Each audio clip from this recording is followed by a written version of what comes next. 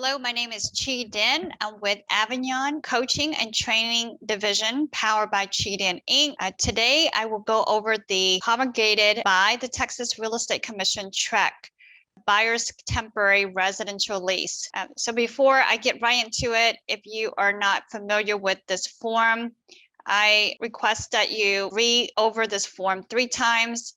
Look up any word that you're not familiar with. And if there's anything that's unclear, that you get that clear with your mentor or broker.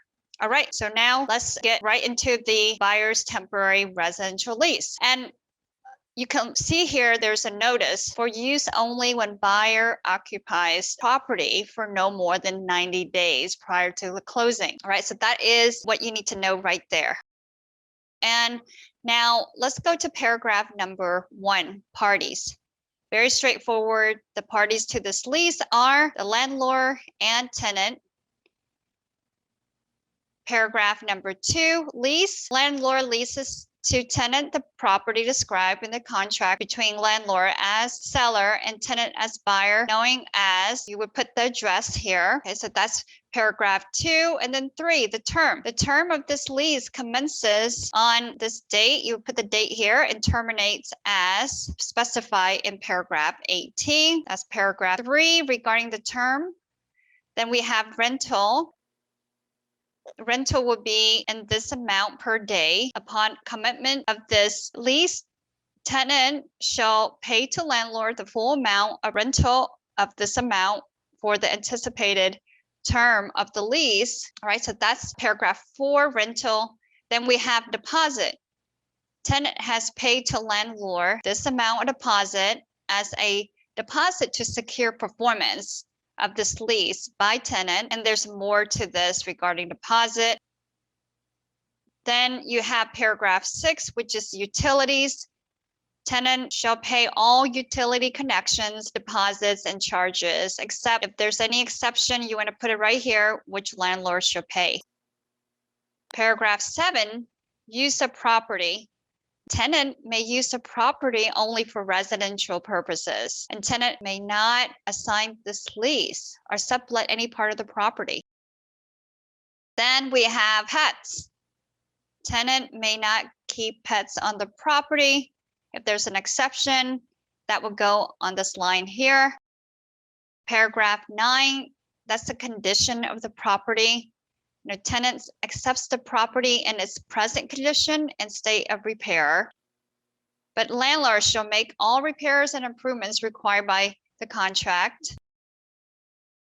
And then if this lease is terminated prior to the closing, tenant shall surrender possession of the property to landlord in its present condition as improved by landlord, except normal wear and tear and any casualty loss.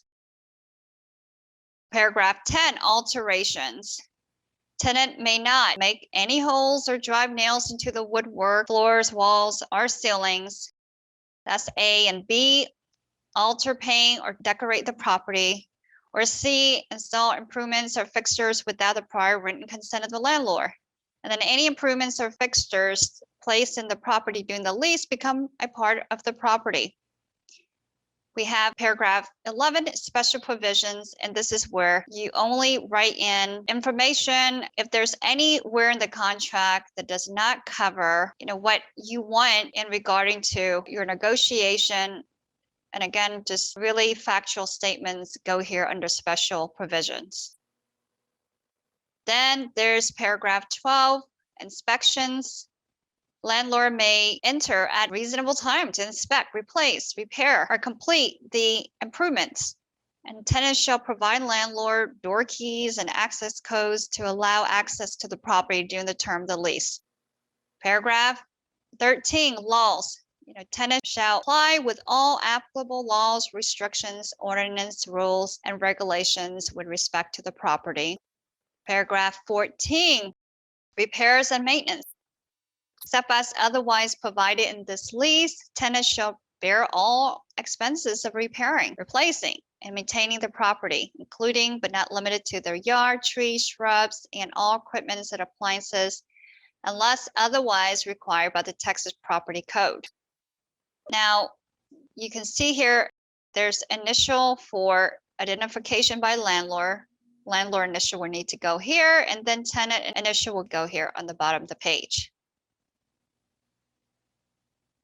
And here you can see the top of the page, buyer's temporary residential lease.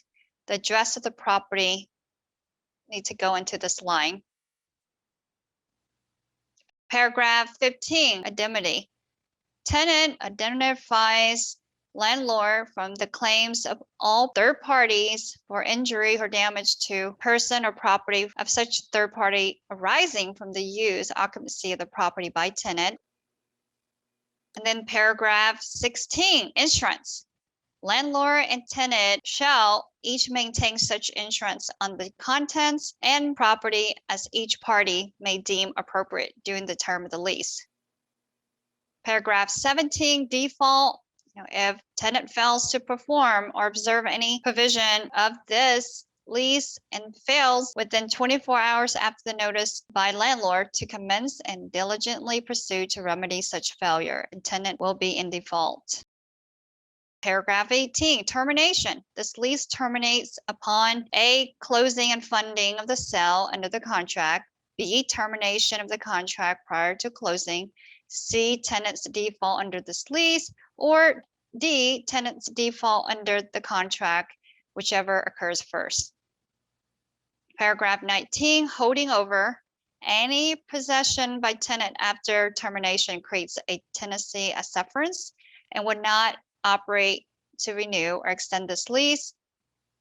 Tenant shall pay this amount per day during the period of any possession after termination as damages, in addition to any other remedies to which landlord is entitled. Then we have paragraph 20, attorney's fees.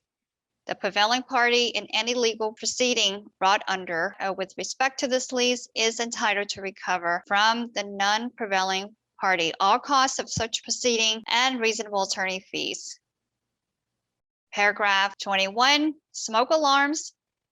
The Texas Property Code requires landlord to install smoke alarms in certain locations within the property at landlord's expense.